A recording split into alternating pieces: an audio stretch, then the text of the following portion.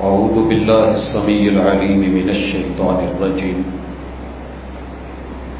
رب اشرح لی صدری ویسر لی امری واحلل یہ سمجھ لیں کہ یہ بیت اللہ ہے اور اس کے 4 حصے ہیں، 4 کونے ہیں۔ یہ آپ کے فرنٹ سے میں سمجھانا چاہوں گا آپ کو۔ یہ جو کونا ہے اسے کہا جاتا ہے رکن اسود، چونکہ یہاں پہ حجر اسود نصب ہے، ٹھیک ہے جی، جو ہم دیکھتے ہیں تصویروں میں اکثر، یہ رکن اسود ہے، حجر اسود ہے، یہاں پہ عظیم پتھر ہے، جنت کا پتھر ہے اور اس کی بڑی فضیلت ہے۔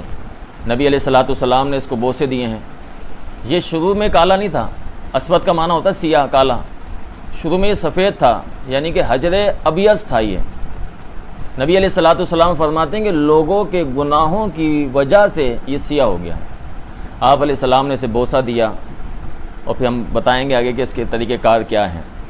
نبی علیہ الصلوۃ والسلام فرماتے ہیں، پیارے بھائی سیدھا سے پی لیجیے گا، نبی علیہ الصلوۃ والسلام فرماتے ہیں کہ قیامت کا دن ہوگا، اللہ رب العالمین اس حجر اسود کو 2 آنکھیں دے گا اور 1 زبان دے گا، اور ہر بوسہ لینے والے کو، ہر اس کے نزدیک آنے والے کو، اس سے محبت کرنے والے کو یہ پہچانے گا، اور پہچان کے پیارے پیغمبر علیہ الصلوۃ والسلام فرماتے ہیں کہ اس کی سفارش کرے گا۔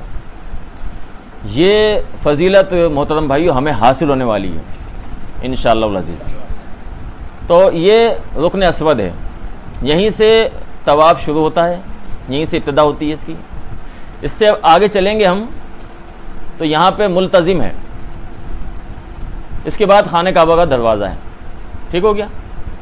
آگے آ جائیں، یہ رکن عراقی ہے، اسے رکن عراقی کہا جاتا ہے۔ یہاں پہ حتیم ہے، ٹھیک ہو گیا، یہ حتیم ہے۔ اس سے ہم آگے یہاں پہ آئیں گے تو یہ رکن شامی ہے، رکن شام کہا جاتا ہے اس کو، رکن شامی۔ بیک سائڈ کا جو حصہ ہے یہاں پہ کونے پہ رکن یمنی ہے۔ یہ رکن یمانی یا رکن یمنی کا یہ حصہ رکن اسود سے لے کے یہ بڑا ایک اہم ترین حصہ ہے۔ جو طواف کرنے والے ہیں اگر وہ یہاں سے نزدیک سے گزر رہے ہیں تو وہ ہاتھ لگا لیں، لیکن اگر نزدیک نہیں ہیں، دور ہیں، تو نہ وہ ہاتھ لگائیں، نہ اس کے لیے کوئی ہاتھ کا اشارہ کریں۔ پر یہاں پہ نبی علیہ السلام نے ایک دعا سکھائی ہے، بڑی آسان دعا ہے، ربنا آتنا فی الدنیا حسنۃ وفی الآخرۃ حسنۃ وقنا عذاب النار۔ جب بھی آپ طواف کرتے ہوئے اس جگہ پہ آئیں گے، رکن یمنی اور رکن اسود کے مابین آپ یہی دعا پڑھیں گے۔ اس کے بعد جو یہ تینوں 1 2 3 4 جو یہاں کے چاروں کونے ہیں، یہاں پہ جب بھی ہم طواف کریں گے یہاں پہ آپ کچھ بھی پڑھ سکتے ہیں، قرآن کی تلاوت کریں، ذکر و اذکار کریں، یا اس کو ڈیوائڈ کر لیں آپ 7 چکروں کو الگ الگ تقسیموں میں۔ مثال کے طور پہ ایک چکر میں آپ اپنے لیے دعا کر لیں، اپنے بچوں کے لیے دعا کر لیں، دوسرے چکر میں آپ اپنے بہن بھائیوں کے لیے دعا کر لیں، تیسرے چکر میں آپ اپنے عزیز و اقارب کے لیے دعا کر لیں۔ لمبا چکر ہے، لمبی دعائیں، اکثر جو ہے وہ ساتھی کہہ رہے ہوتے ہیں کہ ہمیں دعاؤں میں یاد رکھنا۔ چوتھے چکر میں آپ جتنے بھی امت مسلمہ ہے ان کے لیے دعا کر لیں۔ 5ویں چکر میں جتنے بھی بیمار ہیں ان کے لیے دعا کر لیں۔ 6ٹھے چکر میں آپ مجاہدین کے لیے دعا کر لیں۔ 7ویں چکر میں فلسطین کے لیے دعا کر لیں۔ ایسے آپ چکر بھی یاد رہیں گے اور چکر میں نہیں آئیں گے آپ۔ اکثر لوگوں نے طریقے الٹے سیدھے بنائے ہوئے، وہ ایک جو ہے تصویر لے لی ہے اور دانے جو ہے وہ پھینکتے چلے جاتے ہیں، اور پھر بندہ جو ہے وہ وہاں پہ دیگر مصروفیات میں لگ جاتا ہے۔ ہم عبادت کی نیت سے جا رہے ہیں اور ہم نے کوشش یہ کرنی ہے کہ ہمارا جانا اور آنا یہ خالص اللہ کی رضا کے لیے ہو، فضولیات سے بچیں۔ یہ ہو گئے چکر۔ پہلا رکن رکن اسود، دوسرا رکن عراقی، تیسرا رکن شامی اور رکن یمنی۔ یہ جو فرنٹ ہے، یہ جو حصہ ہے، یہاں پہ کم و بیش 70 انبیاء نے نماز پڑھی ہے اس جگہ پہ جہاں پہ آپ جانے لگیں۔ 70 انبیاء کا یہ مصلی رہا ہے، چونکہ اس کی جو ڈائریکشن ہے یہ بیت اللہ آ گیا اور یہیں پہ آگے جا کے جو ہے وہ سیدھ میں بیت المقدس ہے۔ اچھا، بیت المقدس لوگ کہتے ہیں، کچھ بیت المقدس کہتے ہیں، لفظ صحیح جو ہے وہ بیت المقدس ہے، تو مسجد اقصی بھی وہیں پہ ہی ہے۔ تو یہ یہاں پہ اگر کھڑے ہو کے آپ نماز پڑھ رہے ہیں تو آپ دونوں طرف جو ہے وہ آپ کا منہ ہو گیا، بیت اللہ بھی آپ کی ڈائریکشن میں آ گیا اور بیت المقدس بھی آ گیا. سبحان اللہ. اس سے آپ یہاں پہ آ جائیں جو آپ کا یہ حصہ سامنے والا. یہاں پہ اللہ رب العالمین نے بڑی ایک اہمیت والی جو ہے نا جگہ رکھی ہے. نبی علیہ الصلوۃ والسلام نے اکثر نمازیں اسی جگہ پہ کھڑے ہو کے نماز پڑھی ہیں، اور یہیں پہ مقام ابراہیم ہے، مصلی ابراہیم ہے، مقام ابراہیم. فاتخذوا مقام ابراہیم مصلی. اللہ تعالیٰ قرآن میں فرماتے ہیں کہ ابراہیم علیہ السلام کے مقام کو آپ نماز پڑھنے کی جگہ بنا لیں. اچھا، یہ جو سامنے کی جگہ ہے، جب آپ پاکستان سے، انڈیا سے یا انڈونیشیا سے جو یہاں کے لوگ ہیں، ان کا جو حصہ پڑتا ہے قبلہ کا وہ یہ ہے. اللہ رب العالمین نے پاکستان کو دیکھیں کتنی فضیلت دے دی ہے، فضیلت والا مقام حصہ دے دیا ہے کہ اس جگہ پہ جہاں پہ پیارے پیغمبر علیہ الصلوۃ والسلام نے کھڑے ہو کے نمازیں پڑھی ہیں، ابراہیم علیہ الصلوۃ والسلام کھڑے ہوئے ہیں، وہاں پہ آپ کا مقام موجود ہے، دروازہ موجود ہے. وہیں پہ جو ہے وہ طواف کرنے والے کے لیے ضروری ہے کہ اس کے پیچھے آ کے نماز پڑھے گا. تو وہ جگہ اللہ تعالیٰ نے ہمیں دی ہے. اچھا جی، یہ تو کچھ چیدہ یہاں کی باتیں تھیں جو خانہ کعبہ کے متعلق تھیں. اب آ جائیے عمرے کے اسٹیپ. اب ہم جب سفر شروع کریں گے اور یہاں سے ہم ایئرپورٹ پہ پہنچیں گے تو وہاں پہ ہم باندھیں گے احرام. احرام باندھنے کے مختلف طریقے ہیں، لوگوں نے نیٹ پہ جو ہے مختلف طریقے دکھائے ہوئے ہیں، بتائے ہوئے ہیں. انشاءاللہ ہم یہاں پہ آپ کو احرام باندھ کے بھی دکھائیں گے، جس کے باندھنے سے آپ کو چلنے پھرنے میں، بھاگنے دوڑنے میں کوئی تکلیف پریشانی نہیں ہوگی. جسم کی اچھی طرح سے جو ہے وہ صفائی ہو جائے.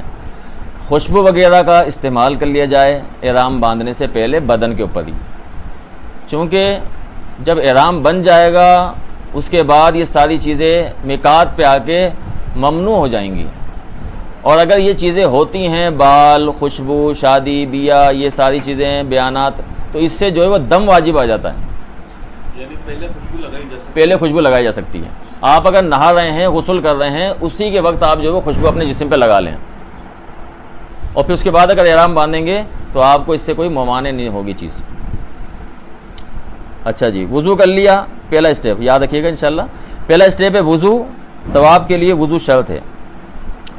جب بھی ہم طواف کریں گے، طواف کے لیے جس طرح نماز کے لیے وضو شرط ہے، اسی طرح طواف کے لیے بھی وضو شرط ہے.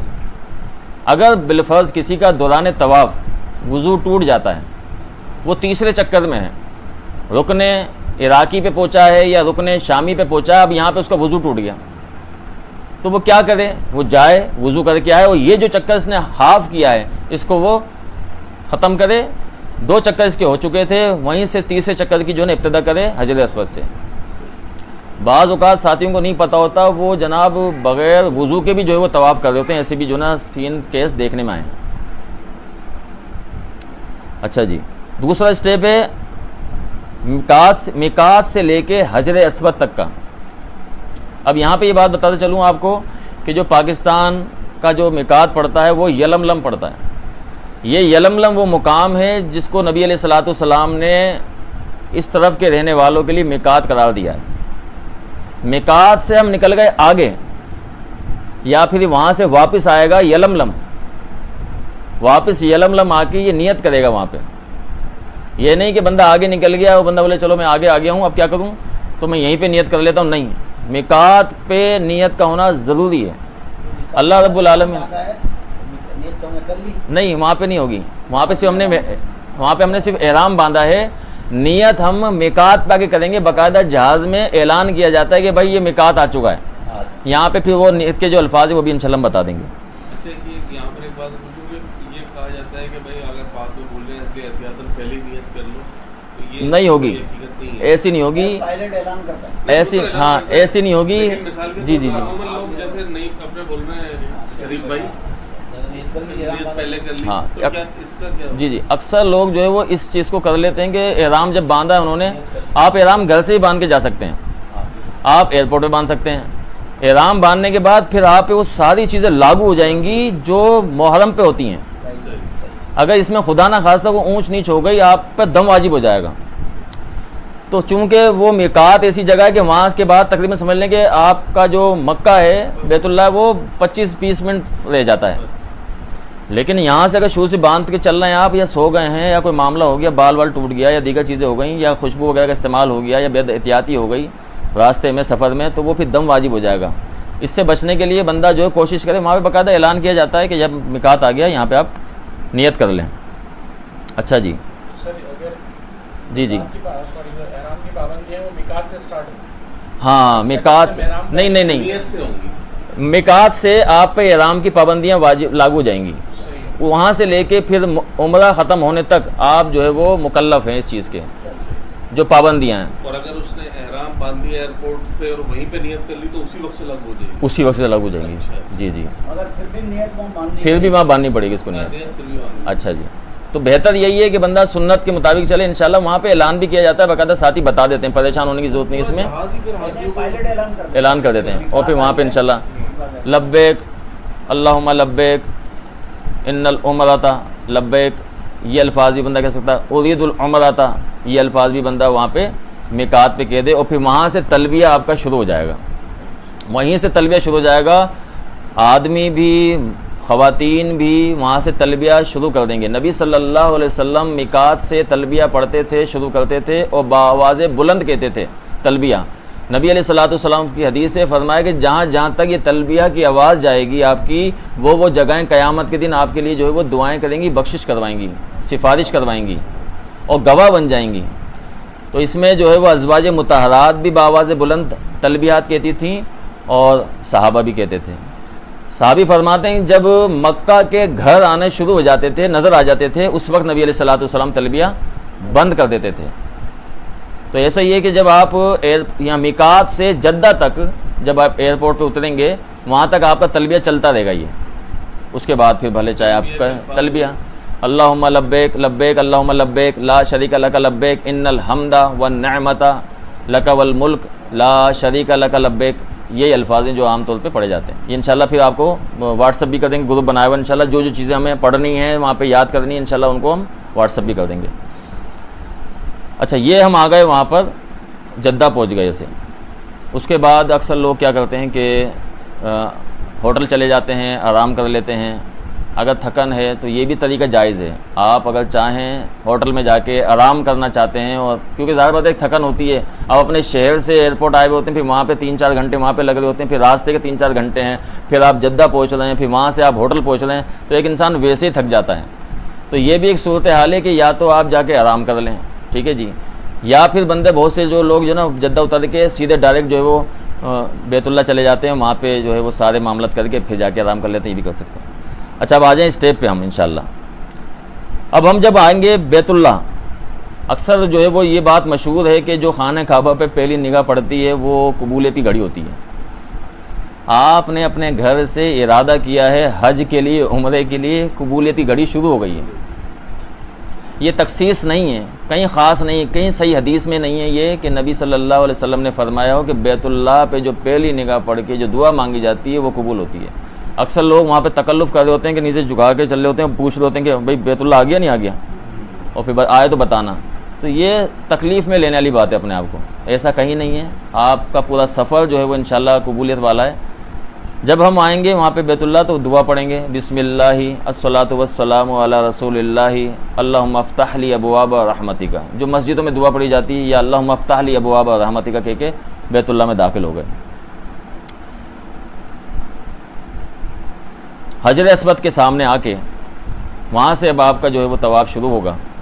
وہ 3 طریقے ہیں حجر اسود کو بوسہ دینے کے، یا تو آپ اس کو جو ہے وہ ڈائریکٹ اپنے لبوں سے لگا لیں، یا پھر آپ ہاتھ سے لگا کے اپنے لبوں سے لگا لیں، یا پھر آپ اگر دور ہیں وہاں پہ نزدیک نہیں جا سکتے، اور آج کل انتہائی مشکل ہے کہ بندہ کوئی ہونٹ لگا لے وہاں پہ، یا ہاتھ بھی لگا لے۔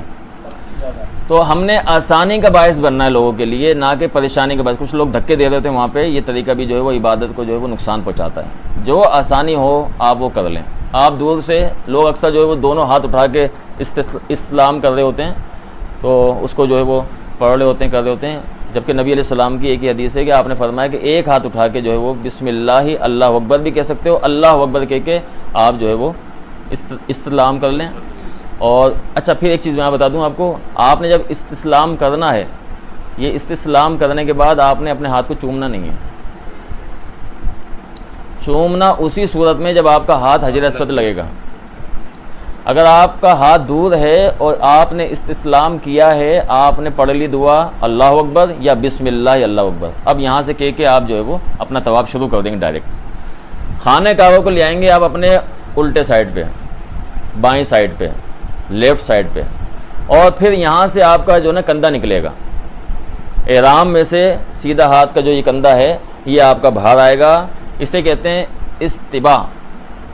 استباء کہتے ہیں. رمل کے شروع جو چکر ہیں طواف کے 3 چکر, یہ آپ نے جو ہے وہ باقاعدہ پہلوانوں کے لیے پہلوانوں کی طرح لگانے ہیں. نبی علیہ الصلوۃ والسلام نے اس کی حکمت بتائی. جب صحابہ مکہ آئے اور انہوں نے طواف کرنا شروع کیا تو مشرکین نے ان کا مذاق اڑانا شروع کیا کہ یہ بیماری کے شہر سے چل کے آئے ہیں, یہ کیا کام کریں گے آگے. تو نبی علیہ الصلوۃ والسلام نے آپ کو وہ انداز سکھایا صحابہ کو کہ آپ اپنے اپنے جو ہے وہ ہاتھ نکالیں باہر اور پہلوانوں کی چال چلیں. تو وہاں پہ وہ 3 چکر جو رمل کہلاتے ہیں یہ طواف قدوم کے لیے کندھا ننگا کر کے. باقی اس کے بعد طواف زیارت ہے, نفلی طواف ہے, اس میں یہ کندھا ننگا نہیں ہوگا. اس میں آپ بغیر کندھا باہر نکالے طواف کر سکتے ہیں. اکثر لوگ جو ہے وہ یہ کون سا ہے طواف قدوم. قدوم سے مراد طواف قدوم یہ کہ جب آپ انٹر ہوئے ہیں, یعنی جو آپ کا بنیادی جو عمرہ ہے یہ آپ کا طواف قدوم ہے, پہلا عمرہ ہے آپ کا. آپ انٹر ہوتے جو نا عمرہ کر رہے ہیں اس میں آپ کر سکتے ہیں. اب اس کے بعد آپ 5 دن ہیں, 10 دن ہیں, 15 دن ہیں, نفلی طواف کرنا چاہتے ہیں تو آپ اس کے لیے آپ کا کندھا ننگا کرنا ضروری نہیں ہے. اور کوئی نہیں ہے ہی نہیں. ہاں طواف قدوم کے لیے صرف یہ طواف قدوم تو 3 چکروں میں ہوگا. چوتھا چکر وہی نارمل جس سے ہوتے ہیں نا, وہ رمل ہے نا, رمل یہ رمل ہے.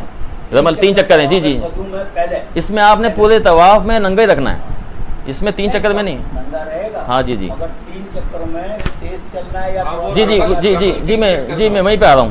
اچھا پھر وہ جو ہاتھ نکالنے کے بعد آپ نے پہلوانوں کی طرح چلنا ہے 3 چکر میں, باقاعدہ چھوٹے چھوٹے قدم لے کے اور تھوڑا سینہ اونچا کر کے. یہ بھی اس صورت میں کہ اگر رش نہیں ہے, اگر رش ہے اور وہاں پہ چلنا مشکل ہو رہا ہے, دشوار ہو رہا ہے, تو آپ سادہ چال چل سکتے ہیں. 3 چال چلنے کے بعد 3 چکر لگانے کے بعد پھر آپ جو ہے نارملی چال چلیں گے. اچھا یہ صرف جو ہے وہ آدمیوں کے لیے ہے, عورتوں کے لیے نہیں ہے. اچھا میں والدہ کے ساتھ ہوں گا, وہ ظاہر سی بات ہے ہاتھ نہیں پائیں گی, میں تو بات ہوں گا تو میں تو ان کا ہاتھ پکڑ کے چلوں گا, تو پھر اس وقت اس کنڈیشن میں تو میں نہ چلیں. ہاں جی جی آپ بالکل نارمل چال چلیں. جی جی جی آپ نارمل چلیں, کیونکہ آپ کے ساتھ ایک مریض ہے یا ایک بزرگ ہے, آپ کے ساتھ ایک جو ہے وہ لیڈیز ہے, تو اس کے لیے اس کا خیال کرتے ہوئے آپ اس کے ساتھ چلیں. یہ اس کے لیے جس کے لیے آسانی ہے چل سکتا ہے, اگر آسانی نہیں ہے تو وہ نارمل چال بھی چل سکتا ہے. اللہ تعالیٰ انشاءاللہ قبول فرمائے گا. اگر ہم سیکنڈ عمرہ کرتے ہیں جی جی پھر وہی اس کی طریقہ ہے, ہاتھ کو سیدھے ہاتھ کر لو, باہر نکلے گا. سیکنڈ عمرہ مطلب مدینے سے واپس ہاں وہ طواف قدوم تھا آپ کا جو اب آپ نے کیا ہے. اس کے بعد جب مدینہ سے آپ آ رہے ہیں یا کہیں اور سے آپ آ رہے ہیں, آپ بغیر ہاتھ نکالے کریں, اس میں آپ اپنا کندھا ننگا نہیں کریں گے. اچھا یہ صرف جو ہے وہ آپ کا طواف تک ہے. اکثر لوگ جو ہے وہ سائی کے دوران بھی جو ہے نا کندھے کو ننگا کیے ہوئے ہوتے ہیں, سائی کے دوران بھی وہ ننگا کیے ہوئے ہوتے ہیں, دوڑتے ہیں ننگا کیے ہوئے ہوتے ہیں. یہ صرف آپ کا طواف کی حد تک ہے. صرف مسنون طریقہ یہی ہے کہ نبی علیہ الصلوۃ والسلام نے طواف قدوم کے لیے آپ نے اس کی جو ہے وہ حدیث ملتی ہے, اور پھر طواف کے دوران ہی طواف مکمل ہونے تک ہی جو ہے نا آپ علیہ السلام نے جو ہے اپنے کندھے کو ننگا کیا ہے. اس کے بعد جتنے بھی معاملات ہیں, جتنی بھی عبادتیں ہیں, جتنی بھی چیزیں ہیں, وہ ساری آپ نے کندھے کو ڈھانپ کے کرنی ہیں. اچھا جب نماز ہم پڑھیں گے, اپنا یہ طواف کی جو 2 رکعت نماز پڑھیں گے, اس میں ہم اپنے کندھے کو ڈھک لیں گے. نبی صلی اللہ علیہ وسلم کی حدیث ہے کہ کوئی بندہ اس حال میں نماز نہ پڑھے کہ اس کے کندھے کھلے ہوئے ہوں. یہ بھی ہمیں بات یہاں پہ سمجھ میں آتی ہے کہ اگر کندھا کھلا ہوا ہوگا, اور نبی علیہ السلام کی حدیث ہے, اس کے لیے کوئی تخصیص نہیں کہ یہاں پہ آپ کر سکتے ہیں. آپ نے طواف مکمل کر لیا, اب آپ واپس جو ہے وہ اپنا احرام کندھوں پہ لے آئیں گے. اچھا ایک چکر آپ نے جب لگایا, اس کے بعد پھر جو میں نے بتایا کہ آپ کا شروع ہوگا رکن اسود سے, رکن عراقی سے جناب آپ آئے رکن شامی سے رکن یمنی. یہ چکر کرتے ہوئے وہاں پہ آپ آگے پڑھیں گے ربنا آتنا فی الدنیا حسنۃ وفی الآخرۃ حسنۃ. پھر جب ہم آئیں گے حجر اسود پہ, پھر آگے جو ہے نا یہاں پہ استسلام ہوگا, بسم اللہ اللہ اکبر کہہ کے پھر دوسرا چکر آغاز ہوگا. اسی طرح دوسرا, اسی طرح تیسرا, اسی طرح چوتھا, اسی طرح 5واں. 7 چکر ہوں گے اور استسلام آپ کے ہوں گے 8. ٹھیک ہے جی, استسلام ہوگا. ٹھیک ہے جی, چکر آپ کے 7 ہو گئے, استسلام آپ کے ہو گئے 8 حجر اسود کی طرف دیکھ کے. اچھا پھر یہاں سے جو ہے آپ آ جائیں گے مقام ابراہیم پر. وہاں پہ آپ اپنے احرام کو بند کر کے کندھا آپ اندر کر کے 2 رکعت نماز پڑھیں گے اور وہاں پہ جاتے ہوئے یہ آیت پڑھیں گے فاتخذوا من مقام ابراہیم مصلی. پہ آ کے آپ ابراہیم علیہ السلام کے قدم مبارک جہاں پہ رکھے ہوئے ہیں وہ ایک جالی بنی ہوئی ہے گولڈن سی, اس کے پیچھے آپ کسی بھی جگہ پہ جو نا پڑھ سکتے ہیں.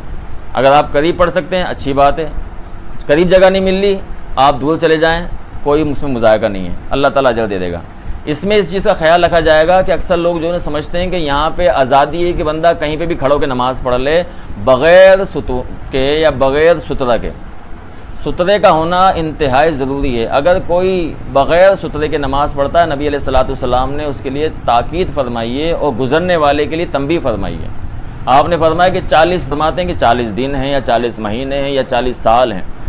تو یہاں پہ اس چیز کی اجازت نہیں ہے کہ بندہ نماز پڑھ رہا ہے تو وہاں سے آگے سے گزر رہے ہیں وہ, اور جو گزر رہے ہیں وہ غلطی کر رہے ہیں مدن بھائی. تو وہاں پر کیسے ہوگا؟ پھر وہاں پر یہ ہوگا طریقہ کار, یہ غلط ہے. یہ اجازت صرف جی جی ہاں ایسا نہیں ہے. یہ لکیر کے فقیر والی معاملہ ہے. ہم جو ہے نا لکیر کے فقیر والا چل رہے ہیں. میں ایک مثال دیتا ہوں کہ بندہ جو ہے وہ عمرہ کرتے کرتے ایک بندے کے پیچھے لگ گیا. اس نے کہا کہ جناب یہ بندہ صحیح عمرہ کر رہا ہے, اس کے پیچھے چلتا ہوں. وہ اچانک ایک دن ایک جگہ سے اٹھ کے جو ہے پھر وہ ایک جگہ چلے گیا, اس کے پیچھے وہ بھی گیا. وہ جب پہنچا تو دیکھا سامنے جو ہے وہ بیت الخلا تھا. بولا کہاں پہ؟ بولا بھائی میں تو بیت الخلا پہ آیا ہوں. بولا یار میں سمجھا شاید کوئی رکن ادا کرنے آیا تو یہاں پہ. تو اکثر لوگ چلتے چل رہے ہیں. جو احادیث کے احکامات لاگو ہیں ہر جگہ کے لیے وہ وہاں پر بھی لاگو ہیں. سترہ اچھا اس کا طریقہ کار کیا ہے کہ آپ اگر 2 ساتھی ہیں تو ایک ساتھی جو ہے وہاں پہ بیٹھ جائے آگے اور ایک پیچھے اس کے نماز پڑھ لے. اگر میاں بیوی ہیں تو بیوی جو ہے بیٹھ جائے, شوہر نماز پڑھ لے, شوہر پڑھ لے تو شوہر بیٹھ جائے, بیوی نماز پڑھ لے. یہ انتہائی ضروری امر ہے. یا پھر اس کے ساتھ کوئی ایسی چیز لے کے جائے جو مصلی اپنے سترے کے لیے کم از کم 1 ہاتھ ہے, 1.5 فٹ جو ہے نا, ایسی کوئی چیز اس کے پاس ہو کہ جو وہاں پہ رکھ دے. وہ انتہائی ایسی حالت ہو گئی کچھ جگہ نہیں مل رہی سترہ رکھنے کے لیے, تو انتہائی مجبوری والی کیفیت ہے کہ وہاں پہ پھر بھی نبی علیہ السلام نے فرمایا کہ وہاں پہ اپنی انگلی سے ایک لکیر کھینچ لے 1.5 فٹ تک کی سیدھی, یوں لکیر کھینچے گا وہ. لیکن کوشش یہ کرے کہ سترہ ہو. 2 رکعت یہاں پہ پڑھنے کے بعد آپ چلے جائیں گے آب زمزم کی طرف.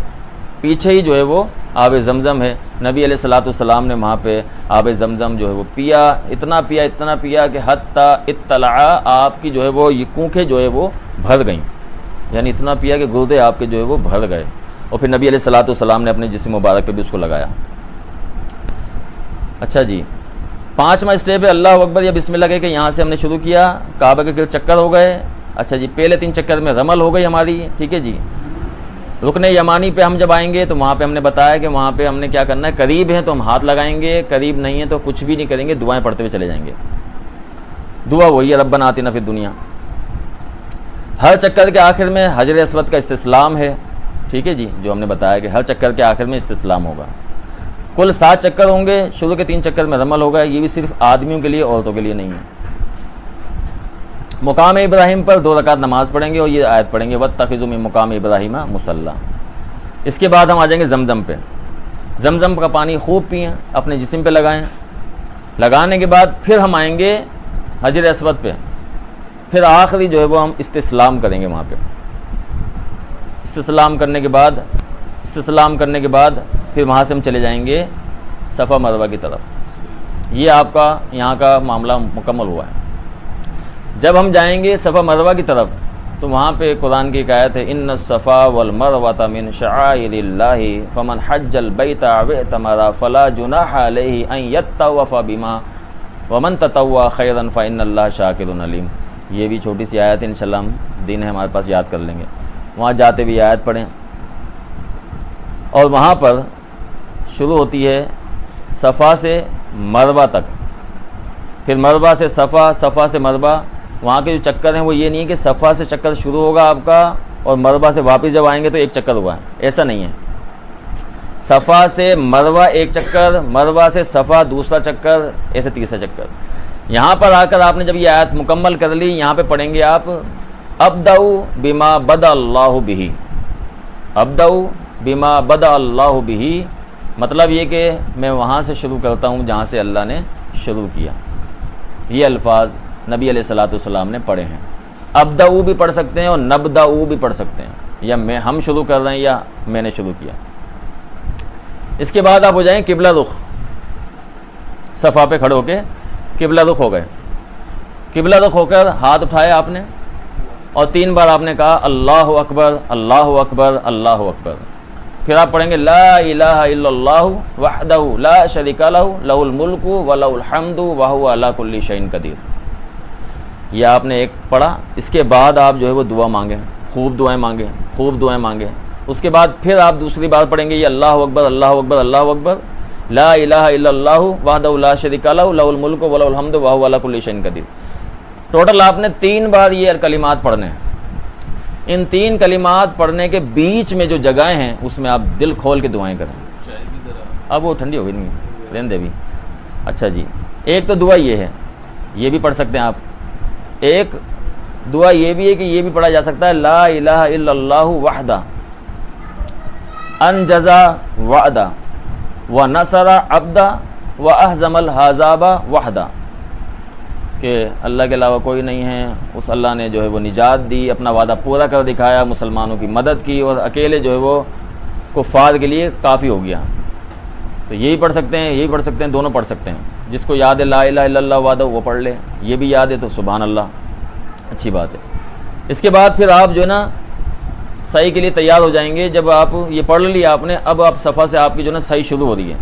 اس کے بیچ میں ایک حصہ آتا ہے جو گرین جو ہے وہ انہوں نے بنایا ہوا ہے, ٹائل بھی لگائے ہوئے ہیں, لائٹیں بھی لگائی ہوئی ہیں, گرین ستون بھی ہیں. اس گرین ماربل تک یا اس گرین جو ہے فرش تک آنے کے لیے آپ نے نارمل چال چل کے آنی ہے. نارمل چال چل کے آئے جیسے چلتے ہیں, لیکن جیسے ہی آپ اس پٹی پہ آئیں گے تو وہ اشارے لگائے ہوئے وہاں پہ سب, تو وہاں پر آپ نے جو ہے وہ دوڑنا ہے, دوڑ لگانی ہے اس حصے میں. اچھا یہ بھی صرف آدمیوں کے لیے ہے, عورتوں کے لیے نہیں ہے. آدمی صرف دوڑیں گے, عورتیں جو ہے وہ اپنی چال چلیں گی.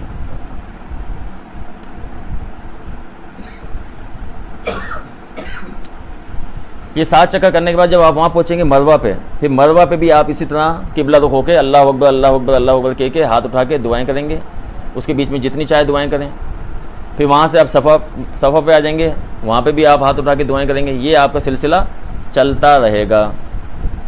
اس کے بیچ میں آپ جو ہے وہ دعائیں کریں, قرآن پڑھیں, اذکار پڑھیں, سبحان اللہ الحمدللہ اللہ اکبر, کچھ بھی پڑھ سکتے ہیں.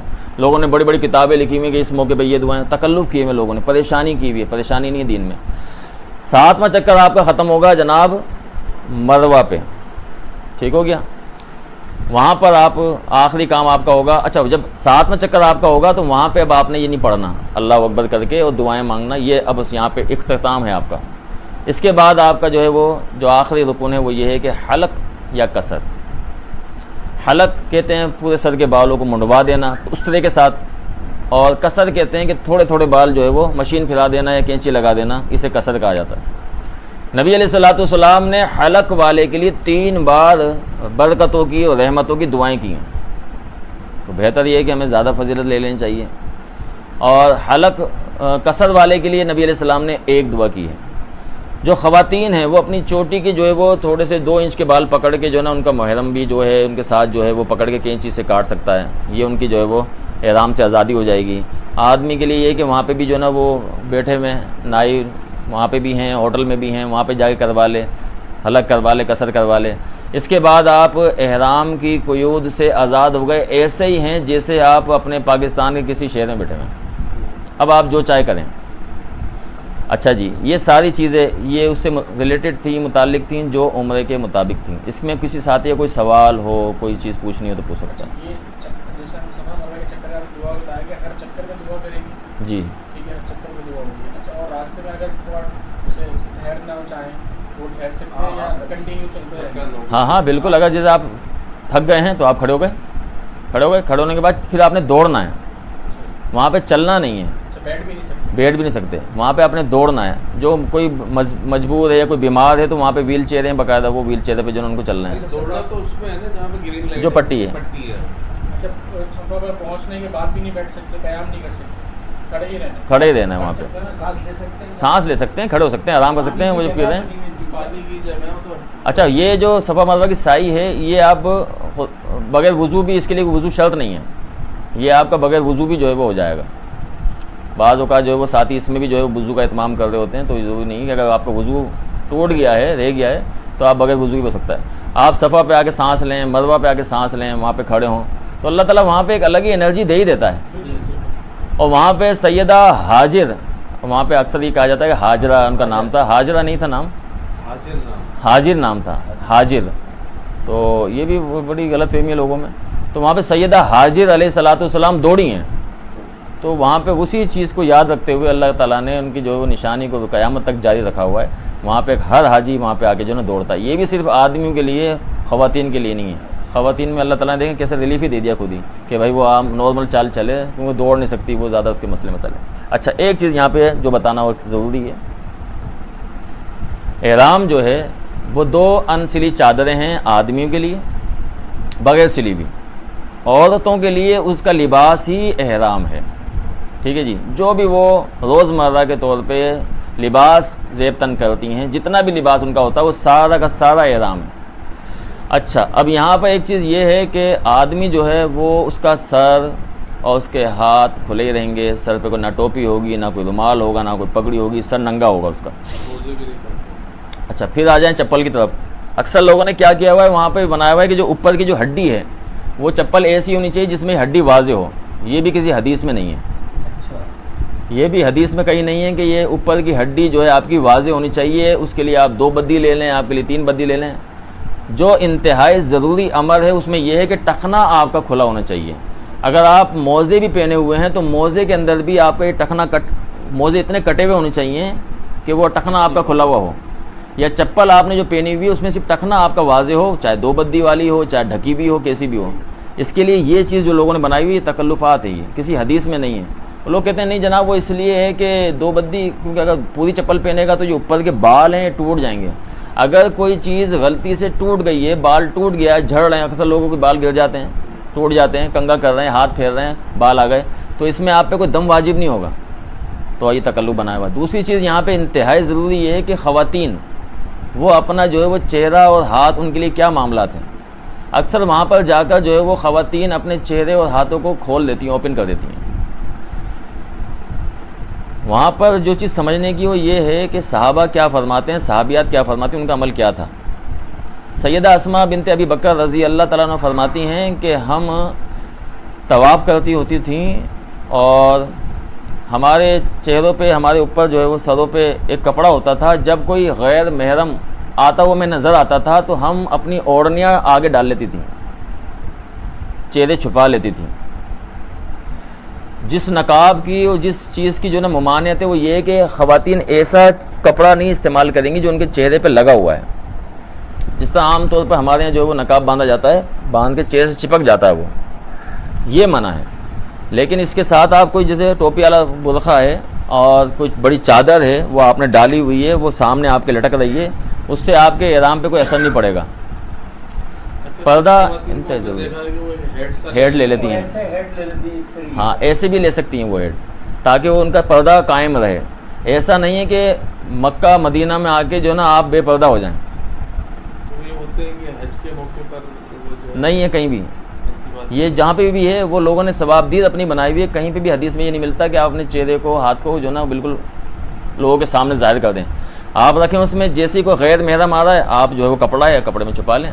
अक्सर यहाँ पे भी आपने देखा हो ख़वातीन जो है वो घरों में होती हैं, या कोई ऐसा कोई गैर महरम आया जिससे पर्दा करना है तो वहाँ पे अपने जो खुद ही एहतियात कर लेती हैं। तो वहाँ पर भी ख़वातीन ने इन चीज़ों का एहतियात करनी है। लेकिन वहाँ पर तो लाखों लोग एट ए टाइम मौजूद हैं, भले कुछ भी है जो उसमें तो फिर पर्दा हाथों में तो ग्लोव्स नहीं पहनेंगे, ग्लोव्स नहीं पहनेगी। वहाँ पे जो उसके बाद चादर होगी उस चादर में वो अपने हाथ अंदर कर लेगी। नहीं कुछ भी नहीं, ऐसा कपड़ा मना है जो चेहरे पे लगा हुआ है। चेहरे पे लगा वाला ख़वातीन, हाँ ख़वातीन ऐसा जैसे वो हेड चल रहा है वो हेड ले लें, क्योंकि आगे पड़ा हुआ होता है थोड़ा सा नीचे। जब देखें सामने कोई नहीं है तो थोड़ा ऊपर कर लिया, जब देखा कुछ आने जाने वाले हैं, आ रहे हैं सामने से, तो वो ढाक लिया। तो वहाँ पे भी इस चीज़ का जो ना ख्याल रखा जाए कि पर्दे का एहतमाम किया जाए। अब कोई सवाल हो साथी का पूछ लें। अच्छा, जो भी बाल आपने बताया कि अगर वो खुद ब खुद टूट रहा है तो उस पर कोई दम नहीं है, अगर लेकिन हमारी किसी गलती से तो फिर तो फिर दम हो जाएगा। اگر آپ نے جان بوجھ کے کوئی ناخن توڑ لیا، آپ بہت سے لوگوں کو عادت ہوتی ہے منہ میں لینے کی، اور بال جان بوجھ کے آپ نے لے لیا، یا کوئی نکاح کا پیغام بھی دے دیا، شادی کا پیغام دے دیا، تو اس سے جو ہے آپ پہ دم واجب ہو جائے گا، یعنی وہاں پہ قربانی آپ نے دینی ہے۔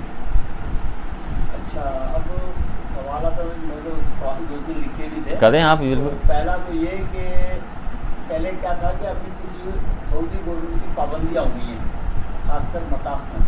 پہلے ہم جاتے تھے روٹین میں طواف کرتے تھے، اب کیا ہے کہ اب صرف جو عمرے پہ آئے گا نا یا احرام میں ہوگا وہ مطاف میں جائے گا، احرام کے علاوہ نہیں جائے گا۔ ابھی آدمی سوچتا ہے یار اتنے دن سے آیا ہوا ہوں میں، کپڑے بھی پہن کر طواف کریں، اگر ہم احرام باندھ لیں اور کہ یار اس طرح طواف پورا کر لیں، نفلی طواف، تو اس کے لیے کیا کہتے ہیں، یا اس کے لیے پھر دوسری جگہ جائیں پھر احرام باندھتے ہیں؟ بہت اچھا سوال ہے اسلم بھائی کا، کہ وہاں پہ گورنمنٹ حکومت نے یہ لاگو کیا ہوا ہے کہ جناب اگر آپ نے خانہ کعبہ کے گرد جو ہے وہ طواف کرنا ہے تو آپ پر احرام ہونا چاہیے، اور احرام ہونے کا مقصد یہ کہ جناب یہ عمرہ کرنے کے لیے آیا ہے، نفلی طواف نہیں اس کا۔ کچھ لوگ کیا کرتے ہیں کہ وہ نفلی طواف کے لیے بھی جو نا احرام باندھ لیتے ہیں، یہ ایک دھوکہ دے رہے ہیں وہ۔ دوسری بات یہ ہے کہ وہاں پر میقات کے حوالے سے اکثر لوگ جو ہے وہ مسجد عائشہ کا رخ کرتے ہیں۔ مسجد عائشہ کہیں سے بھی جو ہے وہ میقات نہیں ہے، لوگوں نے بنایا ہوا ہے کہ جناب آپ نے اگر دوبارہ سے طواف کرنا ہے، دوبارہ سے آپ نے عمرہ ادا کرنا ہے تو آپ مسجد عائشہ جائیں۔ مسجد عائشہ میں صرف حضرت عائشہ رضی اللہ تعالیٰ عنہا کے لیے نبی علیہ السلام نے رخصت دی تھی، چونکہ وہاں پہ وہ تھیں۔ اچھا، اب ایک سوال یہاں پہ میرا ہے آپ سے کہ بالفرض اگر کوئی اہل مکہ ہے، مکہ کا رہنے والا ہے، اور وہ عمرہ کرنا چاہتا ہے تو وہ کہاں سے احرام باندھے گا؟ وہ احرام باندھے گا اپنے گھر سے، وہ احرام باندھے گا اپنے گھر سے، اس کا میقات اس کا گھر ہے۔ آپ اگر 10 دن کے لیے 15 دن کے لیے وہاں پہ رکے ہوئے ہیں تو آپ کا جو میقات ہے، اگر دوبارہ آپ عمرہ کرنا چاہتے ہیں تو آپ کا جو میقات ہے وہ آپ کی ہوٹل ہے، آسانی ہے، آپ اپنے ہوٹل سے جو ہے وہ احرام باندھیں نکل جائیں۔ اس مسئلے کو تو بالکل لوگ سمجھتے ہی نہیں ہیں، مطلب ہم دوسرا عمرہ ہوٹل سے ہی ہوٹل سے کر سکتے ہیں، جی جی۔ تو ہم نہیں کریں گے، میرا خیال کیوں؟ ہمیں پھر یا تو جانا نہیں آپ یہ بڑی غلط فہمی یہی ہے، آج تک لوگوں کو نہیں پتہ لوگوں کو۔ وہ جو آپ نے اگر وہ عمرہ کرنا ہے تو میقات آپ پالیں، لیکن اگر جو لوگوں نے یہ روش بنائی ہوئی ہے پھر آپ ہی کی بات وہ یہ، کیونکہ ہم مختصر آدمی بیٹھے ہیں، جی جی، آپ ہی کی بات ہو گئی، اب میں ہوں، ہم نے ہوٹل میں تھے، یار اس کپڑوں میں طواف کر رہے ہیں تو اندر نہیں جا سک رہے، باہر سے کرنا پڑا، وہاں آدھے گھنٹے میں ہو جاتے ہیں ساتھ، وہاں 2 گھنٹے میں 1.5 گھنٹے میں ایک چکر ہوتا ہے اوپر سے بلڈنگ سے، تو پھر تو ہم ہوٹل سے عمرے کی نیت کریں، واپس مسجد آ پھر سارا عمرہ کرنا ہے آپ نے، پھر عمرے کے سارے واجبات کرنے ہیں۔ وہی میں کہنا ہاں، چاہتا ہوں، عمرہ جی جی۔ کرنا پڑے گا، تو صحیح ہے، وہ تو مقصد ساتھ چل رہا ہے۔ اچھا، اس میں کیا ہے، نفلی طواف میں آپ کے لیے جو ہے وہ سائی ضروری نہیں ہے، ٹھیک ہے جی، صفا مروا کی۔ دوسرا، نفلی طواف میں آپ کے لیے حلق یا قصر ضروری نہیں ہے۔ نفلی طواف میں آپ کے لیے جو ہے وہ زمزم کی طرف جانا یا دیگر چیزیں ضروری نہیں ہیں، اس میں سے آپ طواف کرتے رہیں جتنے کریں۔ لیکن اگر آپ یہ چاہ رہے ہیں کہ میں عمرہ کروں تو عمرے کے لیے ساری وہ چیزیں آپ نے کرنی ہیں۔ میں وہی کہنا چاہ رہا ہوں، اور اکثر لوگ کیا کرتے ہیں کہ وہ اپنی جو ہے وہ باقاعدہ قرآن کی آیت ہے، اکثر لوگ کیا کرتے ہیں کہ اکثر لوگ جو ہے وہ اس چکر میں جو ہے وہ اگر 7 دن رکے ہوئے نا، مثال اگر 7 دن، تو وہ 7 دن جو ہے وہ کوشش کر رہے ہیں 7 عمرے ان کے ہو جائیں۔ 7 عمروں کا مطلب یہ ہے کہ آپ اپنے جو ہے وہ سر پہ جو ہے وہ سمجھ لیں کہ آپ حلق کر رہے ہیں، حلق کرا رہے ہیں 7 دفعہ باقاعدہ 7 دن روزانہ ڈیلی آپ کے سر پہ اس طرح چل رہا ہے۔ اس کی وجہ سے کیا ہوتا ہے کہ آپ کا جو ہے وہ سر زخمی ہو جاتا ہے، تکلف ہے یہ۔ اچھا، پھر آپ کو 2 عمرے تو ویسے ملیں گے اور انشاءاللہ ہمیں طائف سے بھی دیں گے، تو 3 عمرے ہی ہو جائیں گے۔ ابھی لوگ مدینہ والوں کے لیے ذوالحلیفہ ہے، ٹھیک ہے جی، مدینہ سے کوئی آ رہا ہے تو آپ علیہ الصلوۃ والسلام نے سب کے میقات مقرر کر دیے ہیں۔ اگر کوئی دور دراز سے، جیسے انڈیا سے، انڈونیشیا سے، پاکستان سے آ رہا ہے تو اس کے لیے یلم ہے، یہ میقات ہیں اس کے۔ لیکن جو اہل مکہ ہے، مکہ کا رہنے والا ہے، اس کا اپنا گھر ہی میقات ہے۔ مدینہ والے کے ذوالحلیفہ آ گیا، یعنی ہم عمرہ بہت آسان ہو گیا، پھر تو ہم 200 ریال خرچ کر کے جو ہے وہ مسجد عائشہ اور جی جی اصل میں مسجد، ابھی میں نے 6 بندے بھیجے ہوئے ہیں، وہ ہیں کھارو شاہ کے، آپ یقین کریں انہوں نے دن میں بھی 3 دفعہ عائشہ مسجد گئے اور آگے عمرے کیے۔ اور سوال کوئی؟ ہمیں اپنے آپ کو تکلیف میں ڈالنا ہے. دو ہو گئے، آسان ہے، دو ہو پھر گئے. مطلب سے آپ نیت کر کے وہ ایک صلوات یہ ہے کہ چلیں. آج کل یہ جو کاؤنٹنگ تسبیح ہوتی ہے، جیسے ہم اب حرم پاک میں بیٹھے ہیں، عصر میں بیٹھے ہیں، مغرب عصر سے عشاء تک تو ہوتے ہی ہوتے ہیں تقریباً. بہت کم ہوتا ہے کہ چلو یار ہوٹل مغرب میں آ جائیں گے. ٹھیک ہے. تو اوپر بلڈنگ میں طواف کر رہے ہیں، طواف کر لیا ہم نے، ٹھیک ہے. 1 گھنٹے میں آدھے گھنٹے ٹائم، آدھے گھنٹے بچا ہوا ہے. تو جیسے اذکار ہیں، 100 دفعہ کچھ پڑھنا ہے یا 100 دفعہ کچھ، تو آج کل یہ کاؤنٹنگ کی تسبیح چلیے وہی پڑھیں یا انگلیوں پہ پڑھیں؟ کر سکتے ہیں آپ کاؤنٹنگ تسبیح بھی آپ استعمال کر سکتے ہیں. ایزی جی ہو جی جائے گا کہ اتنی خلقت ہے نا، دماغ بڑھیا ہے. اب میں نے پڑھی ہاں، تھی. لیکن اس کو جو ہے وہ اپنی عادت نہیں بنایا جائے. نہیں، بس میں اسی صرف حساب سے. اس کو انتہائی وہ ایک مجبوری کی حالت میں آپ کاؤنٹنگ تسبیح یا جو ڈیجیٹل چل رہی ہے وہ بھی آپ موبائل کے ذریعے آپ جو ہے وہ کاؤنٹنگ کر سکتے ہیں. اس میں کوئی مقبات نہیں ہے. جی. انگلیاں، ہاتھ آپ کا استعمال ہو رہا کرتا ہے. ہوں، مگر میں اچھا، پھر ایک مزے کی بات بتاؤں میں آپ کو. اب آپ نے بات چھیڑی ہے تو میں بتا دوں آپ کو کہ اکثر لوگ انگلیوں پہ بھی جو پڑھ رہے ہیں وہ سب غلط پڑھ رہے ہیں. کیسے؟ ہم پڑھ رہے ہیں سبحان اللہ سبحان اللہ سبحان اللہ سبحان اللہ سبحان اللہ سبحان اللہ، ایسے پڑھتے ہیں نا. ہاں بالکل یہ کہاں ہے حدیث میں کہ یہ آپ پودے جو ہے استعمال کریں؟ صحیح. نبی صلی اللہ علیہ وسلم کی ہم گنتی دیکھتے ہیں کہ آپ علیہ الصلوۃ والسلام کی گنتی کیا تھی. صحیح ہے. تو وہاں پہ ہم جب دیکھتے ہیں تو نبی علیہ السلام کی گنتی تھی سبحان اللہ سبحان اللہ سبحان اللہ، الحمدللہ الحمدللہ الحمدللہ، اللہ اکبر. یہ آپ کی گنتی تھی. یہ انگلیاں چلتی تھیں پوری نبی علیہ السلام کی، الحمدللہ الحمدللہ الحمدللہ الحمدللہ الحمدللہ الحمدللہ الحمدللہ الحمدللہ الحمدللہ الحمدللہ. اور پھر یہ جو انگلی ہے آپ کی پہلی، اس کو کہتے ہیں عربی زبان میں سبابہ. سبابہ و ابہام عربی زبان میں. یہ ابہام اور سبابہ کے کام ہیں. یہاں پہ آپ کی 10 کی گنتی پوری ہوگی، 10 20 30 40 50 60 70 80 90 100. یہ گنتی تو کر ہی نہیں رہا ہے پھر. ہم جو 3 ہاں، تو اپنی آسانی ہے، تو اس لیے اگر اپنی آسانی کاؤنٹنگ کریں تو ٹھیک ہے. اپنی آسانی ہے، آپ جیسے چائے پڑھیں. اچھا، ایک غلط فہمی اور جو ہے وہ میں آپ کو کھول دوں یہاں پہ کہ اکثر لوگ جو ہے وہ غلط فہمی یہ بھی پھیلی ہوئی ہے کہ جناب صرف سیدھے ہاتھ پہ تسبیح پڑھنی ہے. بالکل صحیح.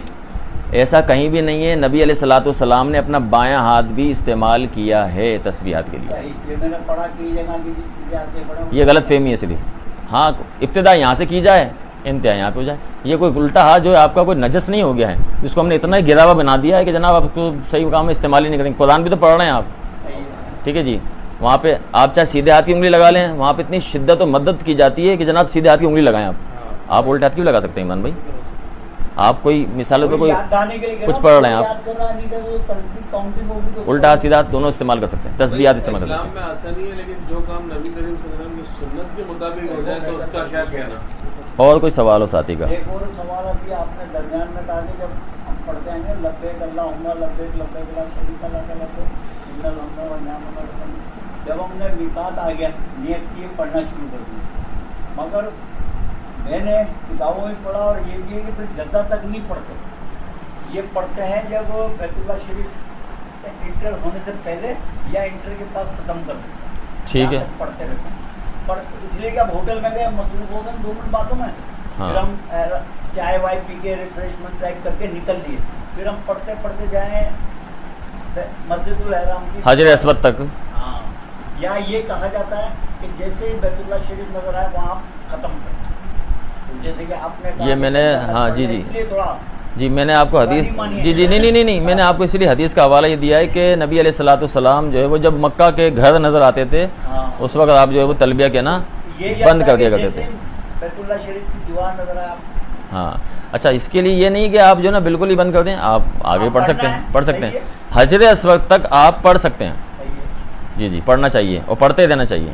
جی جی. 2 سوال میرے بھی. ایک تو یہ کہ ہم نے جو نفلی نماز پڑھنی ہے طواف کرنے کے بعد پڑھیں گے، کیا ہم ایئرپورٹ پہ بھی نماز پڑھیں گے نفل؟ اگر وقت کی نماز ہے نہیں، وقت کی نہیں، نفل نماز پوچھ رہے ہیں. نہیں، وہ ادھر ہی پڑھیں گے نیت کے لیے. اگر آپ نے احرام باندھا ہے ایئرپورٹ پہ، ٹھیک ہے جی، تو وہاں پہ آپ جو ہے وہ 2 رکعت نماز پڑھ لیں.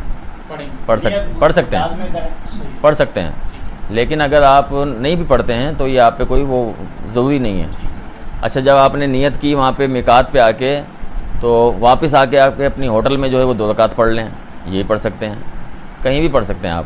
لیکن جو طواف کی جو 2 رکعتیں ہیں وہ آپ نے ضروری پڑھنی ہے مقام ابراہیم پہ طواف کمپلیٹ ہونے کے بعد. کمپلیٹ ہونے کے بعد. ٹھیک ہے. اچھا، ان نمازوں کی نیت بھی بتا دیجیے گا، جو وہ نیت کیا ہوگی.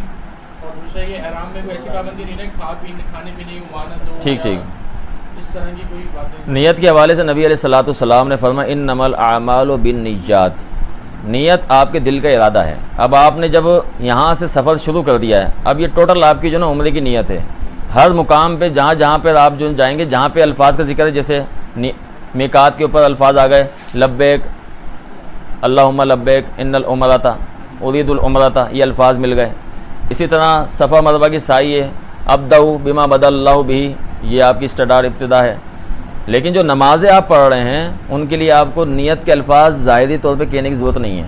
آپ کے دل میں یہی ہے کہ یہاں پہ میں نے 2 رکعت پڑھنی ہے، یہ میری جو نا طواف الوداع کی ہے، یہ میری جو نا احرام کی 2 رکعتیں ہیں، یا میں مسجد میں داخل ہوا 2 رکعتیں. اچھا، ان 2 رکعت میں بھی ان چیزوں کو جو ہے وہ سامنے رکھا جائے گا جو آپ بیت اللہ شریف میں پڑھیں گے. 2 رکعت نماز طواف مکمل ہونے کے بعد ان کو یہ دیکھنا ہے کہ ممنوع اوقات نہ ہوں. ممنوع اوقات 3 ہیں: طلوع آفتاب، زوال آفتاب اور غروب آفتاب. ان 3 اوقات کے علاوہ وہ جو نا آپ نے ادا کرنی ہے. تھوڑا سا آپ نے رکنا ہے وہاں پہ، کہ اگر طلوع آفتاب ہو رہا ہے تو آپ نے تھوڑا سا رکنا ہے. زوال آفتاب ہے تو آپ نے وہاں پہ ٹھہرنا ہے کہ جب یہ پورا ہو جائے. ممنوع اوقات کا وہاں پہ بھی جو نا شمار کرنا ہے آپ نے. یہ صرف جمعے کے دن ہے. جمعے کے دن یہ ہے کہ زوال نہیں ہے. جمعے کے دن کوئی قید نہیں ہے. جمعے کے دن آپ کسی بھی ٹائم نماز پڑھ لیں. اچھا، ایک اور بات ہے، جو 2 رکعت پڑھیں گے مقام ابراہیم میں، اس میں 2 ہی صورتیں پڑھ جائیں گے، سورۃ القل یا ایھا الکافرون. ہاں، یہ بہت اچھی بات کی اسلم بھائی نے. وہاں پہ سنت طریقہ یہ ہے کہ جو 2 رکعت ہم پڑھیں گے، وہاں پہلی رکعت میں سورہ فاتحہ کے بعد سورۃ الکافرون ہے، اور دوسری رکعت میں سورہ فاتحہ کے بعد سورہ اخلاص ہے، قل هو اللہ احد. یہ سنت کے مطابق. جی جزاک اللہ. اور کوئی سوال بھائی؟ اور میں نے آپ سے کھانے پینے کے حوالے سے کھا پی سکتے ہیں. جی جی، آپ کھائیں پئیں، آپ سو جائیں. ٹھیک ہے جی، سو سکتے ہیں. دوسرا یہ کہ آپ اگر احرام باندھا ہوا ہے آپ نے اور آپ چلے گئے آپ اپنے ہوٹل میں، وہاں پہ دوبارہ آپ احرام کھول کے آپ نہا بھی سکتے ہیں. احرام کھول بھی سکتے ہیں. احرام کھولنے سے آپ پہ کوئی نہا بھی سکتے ہیں. کیونکہ یہاں تو باہر یہ ہے کہ آپ نہاؤ گے تو یہ ہو نہیں، ایسا نہیں ہے. یہ بس یہ غلط فہمیاں لوگوں نے بس عمران بھائی بنا دی ایک ہیں. کام